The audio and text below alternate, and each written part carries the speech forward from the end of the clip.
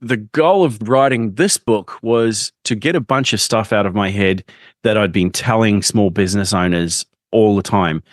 Change your passwords, make sure your data is secure, set up your network so that you can scale up, set up your software so that you can scale up, set up your software so you can scale down. And all of that experience that I've gained over, it's actually more like nearly close to 30 years, I think, over 30 years of dealing with small businesses or small medium businesses and how they grow and how they build, realizing that every company grows organically. You're never going to get it right because you're always having to move, you're fixing the train while it's moving, so to speak. Welcome to Playing with Perspective, the suspended animation podcast, where we hear real stories from real people and we tackle all sorts of fun topics in the areas of business, marketing, entrepreneurship, mindset, the arts, and, well, life itself. It's amazing what you will pick up. Thanks for joining us. Welcome, everyone. Happy Friday afternoon. Probably won't be Friday when you listen to this, but we'll wish you anyway. I'm Darren Saul, your host of Playing with Perspective, the suspended animation podcast. I hope you're doing well. You had a great week. It's episode 237. I have the fantastic Michael Lobb in the house with me. How are you, Michael? Thank you, Darren. Nice to be back. Absolutely. And we had a nice episode with another colleague of ours. We did a threesome many years ago, many episodes ago. So we're back. Yeah. A long time ago. Yeah. And there's been lots of changes. So I'm really looking forward to getting into your journey. Yeah. Which is great. But I'll just do a quick little promo for me, as I do at the beginning of the episodes. I've put together loads of amazing courses, booklets, resources, and checklists and all sorts of stuff for people that want to learn how to podcast or even how to leverage their podcast experience as a guest. So feel free to check on the link in my show notes and you can download a lot of that stuff. Some of it's free, some of it's paid, but hopefully you find some value. So that's enough about me. But today we're going to be chatting with Michael all about his journey over the last few years, and in particular, the book that changed his career. So I'm going to give everybody a little bit of a rundown into who Michael is. Michael Lobb is a seasoned technology leader with over 20 years of experience in driving innovative solutions through his expertise in marketing, technology, CRM, ERP, and agile project management. As the former head of his boutique tech consulting firm, Michael is now spearheading technology at one of Australia's best independent workwear networks. He is passionate about streamlining complex workflows and enhancing user experiences while integrating technology with business insights for data-driven decision-making. Beyond work, Michael enjoys all aspects of music, creation, production, listening and supporting, Japanese whiskey, and spending time with his dogs, Chappie, Pocky, and Mambo. I love it. So welcome, Michael. Thank you, Darren. That introduction makes me sound like I'm pretty great, but yeah, it does. Thank you. Well, mate, I'd love to get into it. Obviously, we know each other from way back, and I'm fascinated and I'm looking forward to hearing about what's been going on over the last few years. So why don't you walk us through what's been going on? Yeah, I think last time we spoke, I was working with a company called TeamScale. I'd grown from a small boutique company in 2013 to a relatively large, still small business, but software development house. And then in approximately we changed our name, we changed the structure, went through a few changes. We had some great clients. Towards the end of 2000, we actually weathered through COVID as well, which was an interesting thing. COVID was actually really good for us at the time because we managed, a lot of companies were scaling down at the time. And one of my passions and the company was around scaling up or down with your technology. So that's why it was called TeamScale. So we weathered through COVID. And after that, things just started to slow down a little bit. We made some decisions around where we were going to take this. And essentially, I sat down and did some personal introspection. I just finished with a pretty large project that ended with me needing to take some time. And during that time, I wrote a book. And yes, this book here, right here, we both got a copy. The goal of writing this book was to get a bunch of stuff out of my head that I'd been telling small business owners all the time.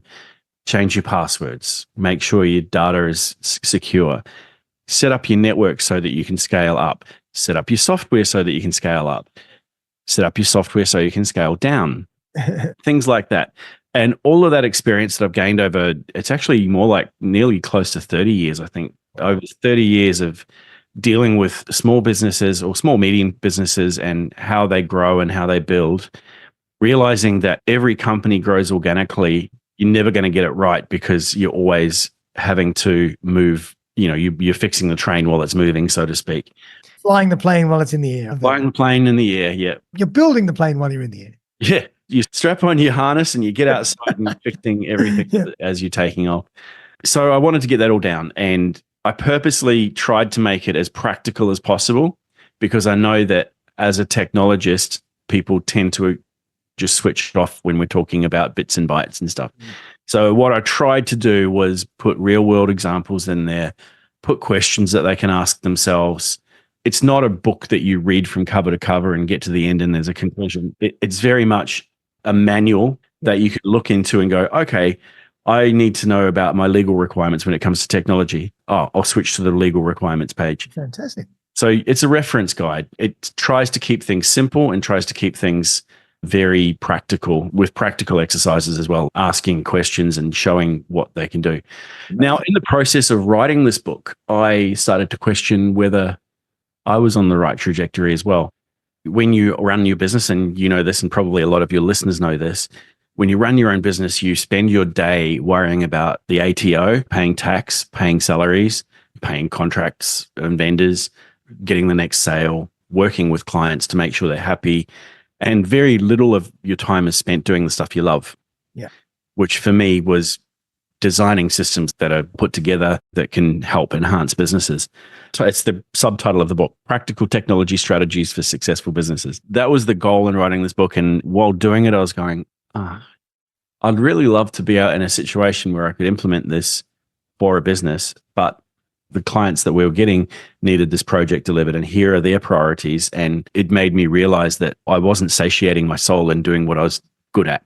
Yep. Certainly sales was one of my weaknesses. And while I can convince people, and I think that I'm fairly convincing, doing that initial sales role was really starting to play on my brain. So I took 3 months to very much change the way that I was thinking. And I brought it around to, you know what, I actually should go out there and make it a little bit easier for myself to do the things that I really want to do, which is transformational change.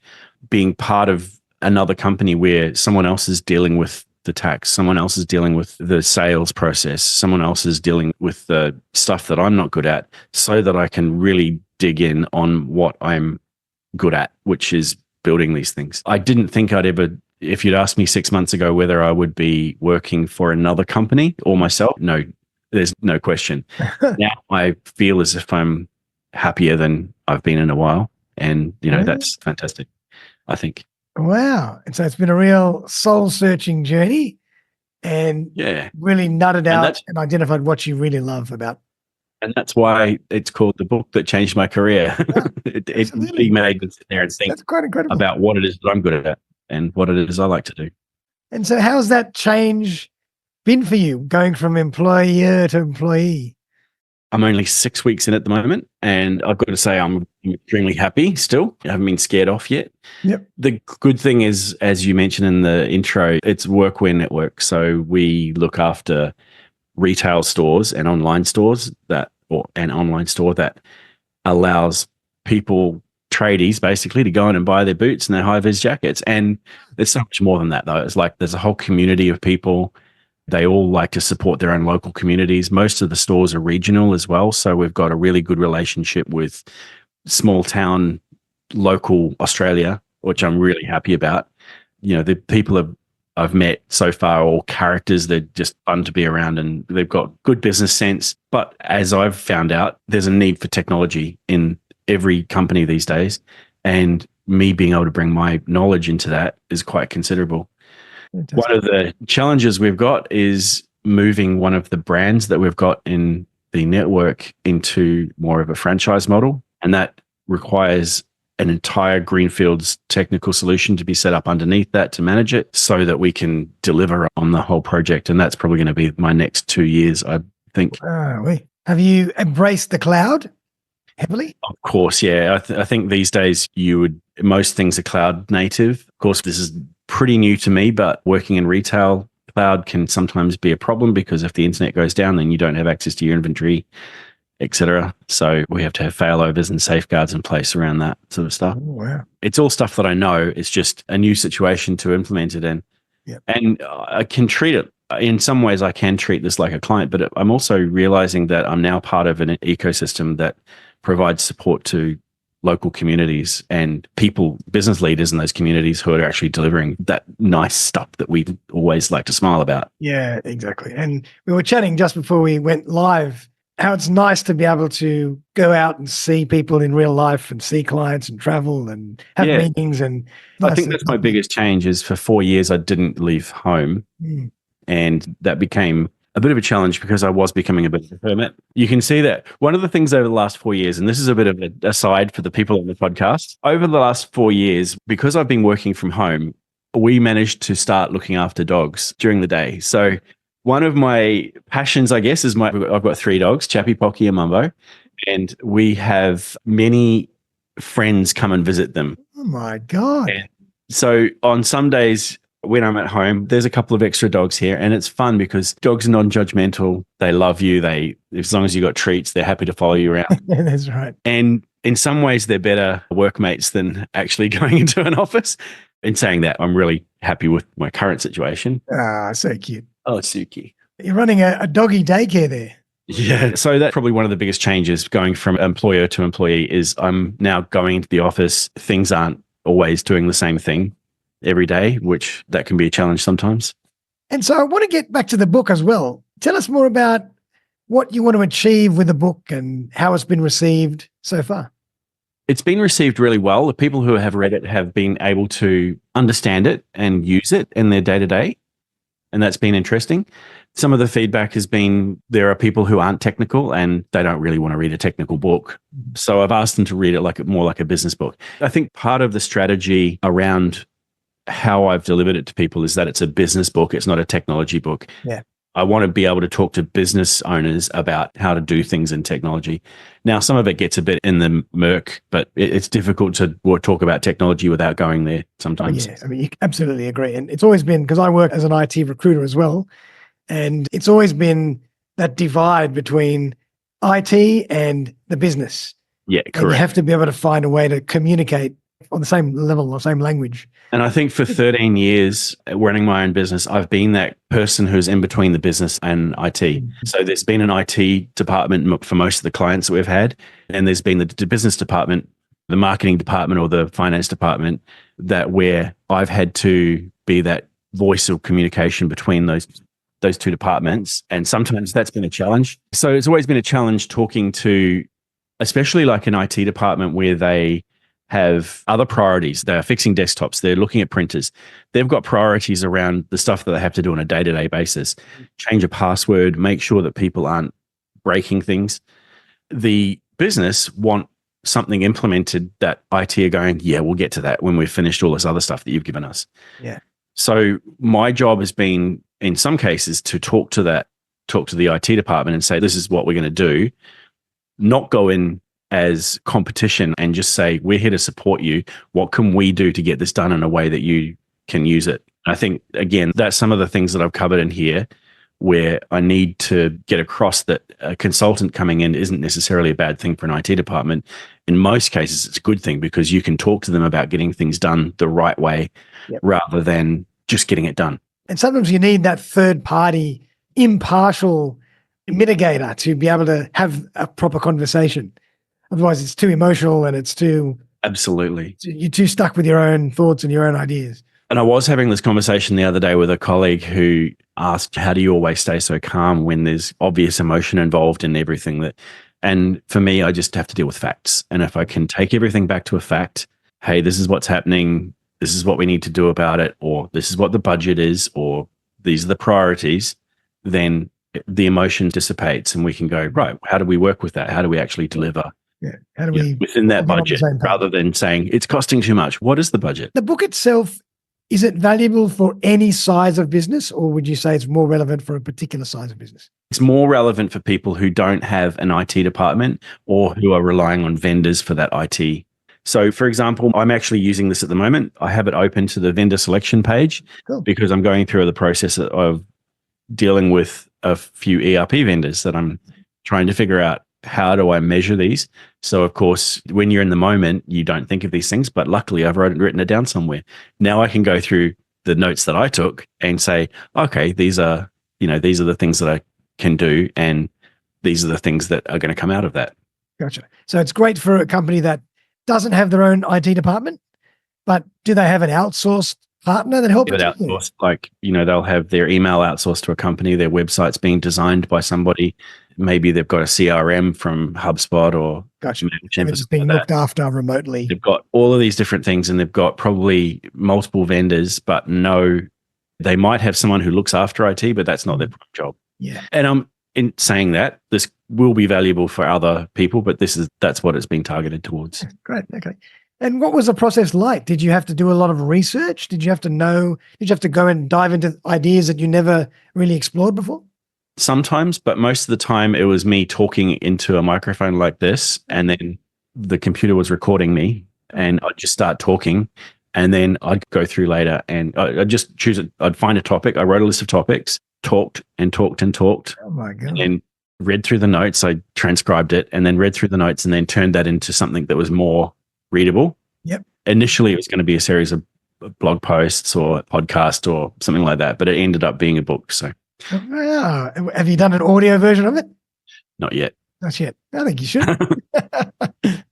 And that's actually really an interesting point. There's a lot of ghostwriters these days, but I wonder if at some point there'll be some kind of technology, as you say, you'll just be able to talk and record verbally into a platform, and it will just ghostwrite it for you. Possibly. With ChatGPT and Gemini and Pilot, that I assume that's possible. I would probably say that if you talked and talked and talked and put that information into one of those systems, it would probably be able to give you something that was close to what you're looking for, what you wanted. Pretty good. I know that there's a system out there that, and this may be something for podcasters as well, where it ingests all of your transcripts and from your podcast, then creates an AI version of you to be able to answer questions. Oh wow! Yep. So I'll have my own custom GPT for the show. Yeah, exactly. Crazy. Yeah, that's crazy. Yep. I think it's already here. What episode was it that Darren was talking to Michael? Oh, it was this one. Yeah. And what did they talk about? And what did we learn? What were the 5 key take-home points? That's fantastic. Incredible. Yeah, I love that. Very cool. I've been toying with the idea with a friend of mine for years, and we're going to do it one day, that I want to write a book, or he's going to help me ghostwrite it. Right. And we're just going to take every episode and just take one key takeaway and make some fun illustrations and put into a fun book, and it'll just be a nice read, easy read, where you can learn something from every page. Brilliant. I think it's going to be a lot of fun, but I'll get around to it at some point. I mean, I think, you mentioned my non-work stuff. I love music. It's been part of my life since I was quite a teenager, and the creative side has probably taken a bit of a hit in the last 4 or 5 years. In saying that, this writing a book was probably very process orientated, and I have the parts that I was researched wasn't necessarily the parts that my knowledge. It was more about how to write a bloody book. Yeah, how to structure this, or how to record this, or what is it? What's the font, or whatever. Yeah, yeah. Yeah. It took me a little while to get my head around the idea that I needed to have some structure there, because, like I said, I was just riffing and then transcribing it and then going through that transcription and trying to find the key points. And that probably wasn't as effective as I possibly could be. I would say that it'd still be amazing, because when you break it down, really, even art is really a blend between science and art. There's always some formula that you can break the rules, but there's always some basic framework that is the industry standard, or is the kind of way it's done. You write a song in this kind of way, you paint in this way, you photograph in this way, you write a book in this way. There's a formula behind it, and then you break the rules. Yeah, here's the rule of thirds, but you break it. Go ahead. Exactly. Yeah, 100%. So I think everything's a combination of science and art. It's just some things are more science and some things are more art.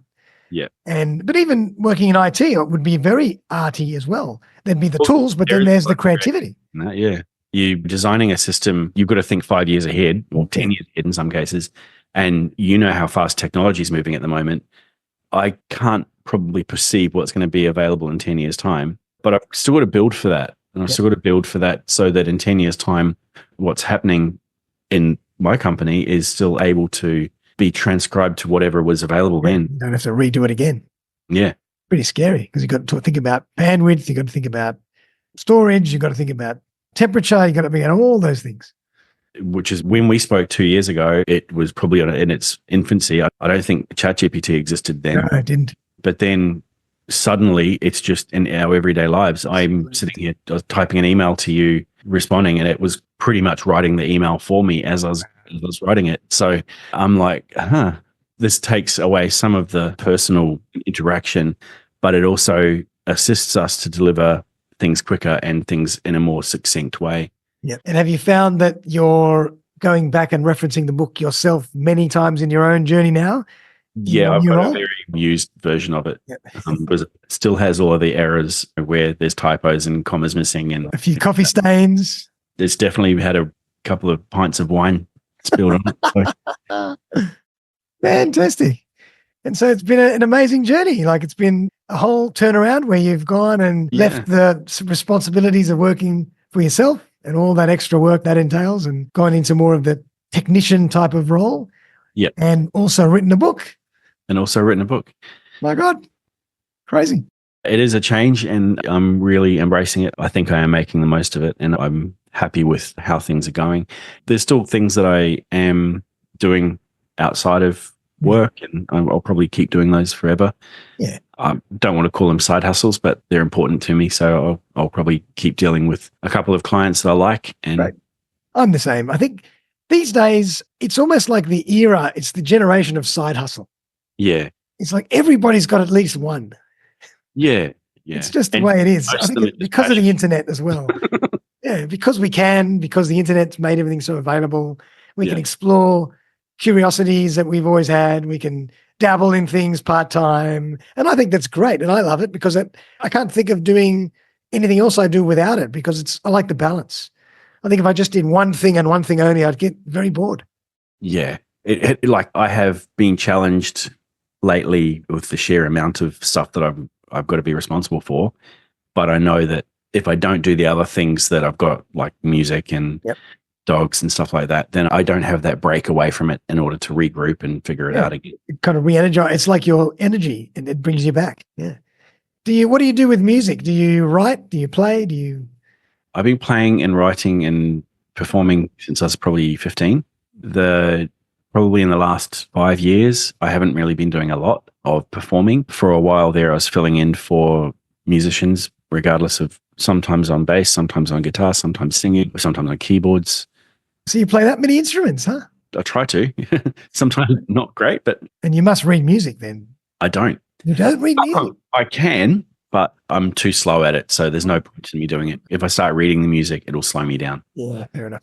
Another thing I do is I run a small record, or I'm co-owner of a small record label. Oh, wow. We're releasing a few fairly niche artists on the label, and that process has also been an interesting one in terms of technology. And there are times I go back to the book to see what's done in the past. The music industry is really difficult at the moment for a lot of artists. And one of the things that a lot of artists are being encouraged to be independent and do it themselves. Yep. And that's great. But it comes back again to, do you have the support network around you? So being part of a record label for me is about providing that level of support to artists. So I've got to admit that probably in the last few weeks, I haven't really been great at that because I know that I've got some artists who are waiting on things from me and I'm probably not going to deliver them until the weekend. Yeah. I do have to prioritize now. That's probably one of the big things. And it is something that I'm passionate about and I really love. That's fantastic. And I do like dealing with the artists. They're fantastic to work with. And that's really interesting because like I listen to just all sorts of stuff, and because of technology and because of the internet and the way that the artist scene has progressed, a lot of artists, as you say, are independent now. Yep. And almost they have to be independent or they can be independent because technology allows them to be. but they have to learn how to be marketers as well. Yep. They have to market and promote their own stuff. Nobody will ever hear about them. That's right. And as a record label, you need to be able to support the artist to do what they're good at, which is writing music, performing music, getting it out there. And we can do all of the admin stuff. So push it out to the streaming services, make sure that we're collecting data on who's listening to it, selling it on Bandcamp, marketing it. Yep, exactly. Marketing it, sometimes that's a bit of a two-way street as well. The artist needs to do a lot of their own personal contact is really important, especially in the world today. But the other thing is around collecting royalties and making sure that they're protected from being used for other purposes. We monitor YouTube, for example, to see when pieces of music that people on our label have written are being used in the back of podcasts and things like that. Oh, wow. Surely there's tech does that for you now, yeah? Yeah, YouTube has a great algorithm that looks at all of that. So being able to identify that and get that back to the publishing company, it all becomes very administrative. If you're a musician, you just won't do it. The opposite of what you signed up for. Yeah. Oh, no. And so how did you get involved in that? Oh, that was probably something that the other owner in the record label, we've known each other for about 20 years through the music industry. We first were judging a Battle of the Bands in Brisbane. That's how we met. And we got to do a few things. He's worked with me in the company as well for a while. And yeah, we thought it had given our experiences and given he's been in the music industry as well as merchandising and marketing. I'm coming more from a technical angle, but I've also been a musician and I know a lot about the back end of it. We put this together. We came up with a plan around how we'd monetize it, which is not earning a lot of money, but we paid out, I think, $3,000 or $4,000 in royalties last year. So that's pretty good. Oh, amazing. Yeah. That's very cool. So, and what's the independent label called? Dark Escapes. So you can go to darkescapes.com. There's a few artists there that are from around Australia and Southeast Asia. So one of the key unique things about us is we have a representation, me, here in Australia, but we also have representation in Vietnam. Wow. So we've signed a few artists from around Asia, Southeast Asia. Amazing. Wow, man. When do you have the time for all this? There's a lot of work that goes into all this stuff and all the learning about the politics and the bureaucracy and the admin and the legal side of things. And oh my God, that's a lot of work. There's stuff that I don't need to know, like how to change a tire. I'll just take that out and put it in the trash. Yeah. No, I do know how to change a tire, but plumbing is probably something I'm not good at. Me neither. Don't go there. No idea. Wow, that's incredible. Amazing. And so what's the plan now for the book? Do you want to do anything else with it? Do you want to do an audio version? Do you want to build a little community around it? Do you want to teach or coach? I will probably, at some point, I intend to pull it apart into it section by section and use that as content that I can push out as on an education type of platform. Nice, probably on YouTube. I haven't given that much thought about what that's going to look like, and certainly the rest of this year I won't have time to do that. At some point, I know I'm going to have to revise it because when I wrote this, it was December last year, and it's 8 months in and 9 months in now, and it's already. Oh my God! Yeah. It's almost like you might have to do a version every year. Probably will. Then I think that's where it becomes more of a migratory piece. So maybe a website or a YouTube channel or something like that. But yeah, but I've got to get time to do that. And some things have to fall behind. Yeah, absolutely. It could take on a life of its own where everybody's like hanging out for the new version of the book because it's updated to the modern technology of the day. Yep, exactly. Wow. Impressive. Yep. All right. And so in terms of work itself, have you given the copy to everybody at work? Have they read it? No, I haven't actually mentioned it yet. So an interesting thing. So the company is a buying group. There's 210 stores around Australia, as well as, like I said, a brand that we're trying to move into more of a franchise model. Each one of those owners is a business owner. So yeah, I will probably order 200 books at some stage and just give them out, and maybe 100, and I'll just give them out when people have a problem. Love it. The idea is I built it as a device to promote myself and get the company out, brand, stuff like that. Given my recent change in direction, I think it's more about actually sharing that advice and being, I don't want to say charitable, but being open with that advice and giving it away for free rather than using it as a sales tool. Yeah, absolutely. As I'm talking to you, it reminds me of a great audiobook. I think it's a physical book as well. A good friend of mine who's in IT recommended a book called The Phoenix Project. Have you heard of that? No, I haven't. A famous book all about the new culture of the cloud and DevOps. And it's written and narrated like a fiction book, like a story, Oh, but wow. it's based on technology and real world nuts and bolts issues in the IT sector. And it's the best book. It's like #1 bestseller, The Phoenix Project. Fascinating book. I'm going to listen to that. Yep. Check that out. And the more I listen to what you're saying, it sounds like it's another version of The Phoenix Project, but a slightly different side to it. Yeah, I will listen to that because check it out. I do love listening to those things. Really cool. I'm going to put that in the show notes for everybody. It's a really cool book. Well done. And so if everybody wants to find the book and get a copy, how do they do that? It's available on Amazon. You can get it on Kindle. I think it's pretty cheap. I think it's $4 on Kindle. Or if you've got a subscription, I think it's free. Then, yeah, you can order it through Amazon or come directly to me. Yep. Well, I've got a box over there. You can have some. What was the hardest chapter to write? Legal. Yeah. That would be tough. I'm just looking at, legal was really tough because it's something that I know about, but I don't enjoy.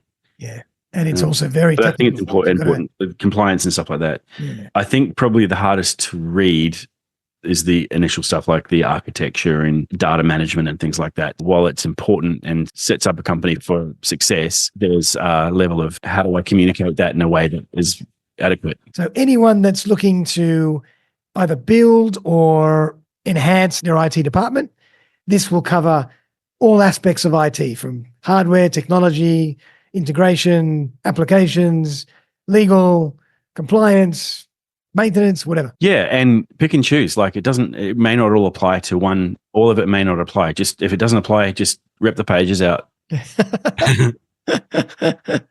Yeah, I'm sure you'll need them at some point. Actually, I should have made it like that. So more like index cards where you can actually just shuffle them around into what's important. Yeah. Oh, I think it's always great to have it's almost like a textbook resource. And yeah. Get to a certain point in your journey where, I need to know about this. Oh yeah, chapter 2. Oh, hang on. I'll go and check out that book. I know that it had a chapter on that, so I'll have a look at that, and that might start me down that road of where I can look. Exactly. Yeah. And then, of course, you'll have to update for the current era or the current year, but you'll have a nice starting point, a framework to use. Yeah, for sure. Yeah. Oh, fantastic. Wow. Well, Michael, it's been an absolute pleasure. I really enjoy listening to your journey and how drastic it's been, what of a change it's been, but you look really happy and it's working out. Yeah, definitely. And hopefully in 2 years' time, I'll be able to come back on and we can have a conversation about the successful implementation of an ERP in workwear franchise. Absolutely. Fantastic. And good luck with the record label. Yeah, thank you. That's really cool. I'll make sure I'll put the notes or the details in the show notes for that as well. For sure, yeah. People can check that out. And also the notes for where to buy your book. Yep. And contact you. Is there anything that you'd like to leave us with before the end of the I think that one of the most important parts of the book for people to read is around security. And I wouldn't be a technologist if I didn't tell you to change your passwords and keep them all separate and use a password manager. Yep. Answer phone calls that you don't know and give your details out to people, random people, when they ask for them. Be a little bit more sensible about it. So many people are getting scammed, and it's probably my #1 question that people ask. So, yep, very, very good point. And I did a podcast a little while ago with an IT guy, colleague of mine, and we did a whole episode and we titled it "Think Before You Click." Yeah. Yeah. Because, my God, it's so crazy. It's like a minefield out there. Oh, and it's not even, so I just started a new role, right? And so I get an email from to my new email account from a random address that I don't know. And it says, "I'll click here to update your payroll details." And because I know what I'm looking for, I went, that's not right. I know who does the payroll. I know who does this. And yeah, but anyone who wasn't thinking might have just gone, oh yeah, that's great. I can update. Yeah. And I have to hold myself back sometimes because I'm in a hurry and I'm doing 10 things at once. And I just said, let's do that. And then I go, hold on. I haven't even checked what I'm actually clicking here. Let me just take a bit of time. It's pretty scary. Think before you click, exactly. Think before you click. Hold on. Do I need to click that? Or should I just verify that? Make a call first? Yep. It's crazy. It's scary. Yep, and IT is growing at a rapid rate. So do the hackers and everybody else along with it. And they're always going to be 3 steps ahead of everybody else. Yep. You know, the only way you can get past their speed and of growth and evolution is to actually use this thing. Yep. There's not going to be a piece of software that helps with that. Yeah, absolutely. Yeah, you always got to be interpreting what's going on. Well done, Michael. It's been an absolute pleasure. Thank you so much. Thank you, got Darren. a lot out of that. We covered a lot of great stuff. Techie and non-techie, which is fun. Yeah. And I hope the audience will enjoy that as well. And we didn't even get to the Japanese whiskey side of things. And yes, what's your favorite Japanese whiskey, just for all the whiskey lovers? Yamazaki's great. Hibiki's nice. Are they single malt, double malt? Yeah, mostly single malt. Some blends. There's a couple of blends that are really good. Yes, but I will try anything. And why have the Japanese expanded and grown so well in the whiskey space? Is it? I don't know, but so I used to buy a bottle of Yamazaki for like $80 or $60 over there and bring some back with me every now and then. Right. Then one year I went over there, I couldn't get it. And I was like, what? And they said, no, it's all being exported to China and it's being exported at a stupid rate. Like, Really? so now if I want to buy a good bottle of Yamazaki, it's probably $400, $380. Incredible. I know you can probably get it, some of the more commercially graded stuff at like 120, but yeah, it's not as available as it used to be. Yeah, it's crazy. Hakushu is a good one as well. If you like a peaty whiskey, it's really nice. Try that. Yeah, I've done a whiskey tasting once and we learned all about the peat and and all that kind of stuff. And it just tasted like soil to me, but that's because it is. Don't let anyone hear me say that. Yeah, but I know there's a lot of very, very staunch whiskey drinkers out there. Yeah, I wouldn't say that I'm reasonably knowledgeable, but I don't know a lot about it. Yeah. I just like tasting it and trying it. And yeah, great. Well, I think you've earned yourself a bit of whiskey right now. It is Friday afternoon. So Friday afternoon. Whiskey afternoon. All right. Thank you very much again, Michael. Everyone out there, I hope you enjoyed that. That was a nice, fun and educational episode for you. Lots of great stuff. Check out all the notes, all the links in the show notes, and find out more about Michael's new book, which I'm sure will be very useful. And we'll see you very soon for our next episode. Bye for now. Thanks again for joining me for another episode of Playing with Perspective, the Suspended Animation Podcast. If you would like to join me as a guest on the show, I would be delighted to collaborate. Just reach out via www.suspendedanimation.com.au. Also, remember to click on the link in the show notes for loads of great podcasting resources, webinars, courses, and opportunities to help you on your podcast journey. Many of them free. Have a great day, and I'll see you next time.